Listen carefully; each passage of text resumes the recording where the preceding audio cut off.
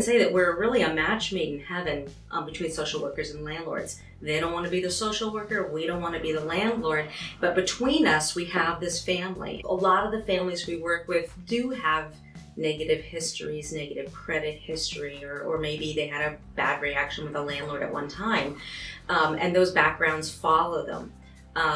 When they've worked with us, one of the things we do is we have a prepared renter program. So we're teaching them the skills, we're teaching them that this history follows them, that they often don't know.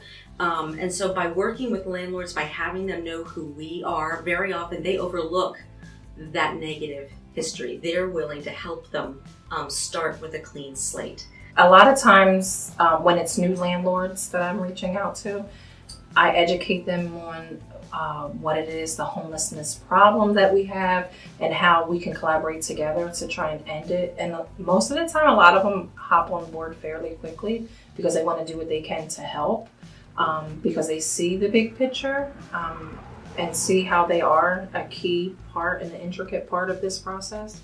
They know that it is needed. They know that they just don't do it for the money. And yeah, it is a business, but at the same time, they know if they're not able to help a client, who is part of the community, then we can't really make things better for the entire community. So most of our landlords, when they know that a tenant is going to be in trouble, they reach out to us. They say, hey, this is what's happening with this current tenant. Can you help them out? And that's how eventually the tenant becomes a client. A lot of times they kind of jump right in, and most of the time, believe it or not, they reach out to me to say, hey, I have this place available. Do you have any clients that need XYZ amount of bedrooms, and this is the monthly rent that they would be able to afford? So a lot of times after I make the initial contact, they reach back out to me when available units become available,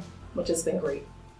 By building this network of landlords, by building great relationships such that they are willing to work with us and tell other landlords about us, we're really making a difference in terms of how many people coming from a disadvantaged background can get back in the housing market in Chester County.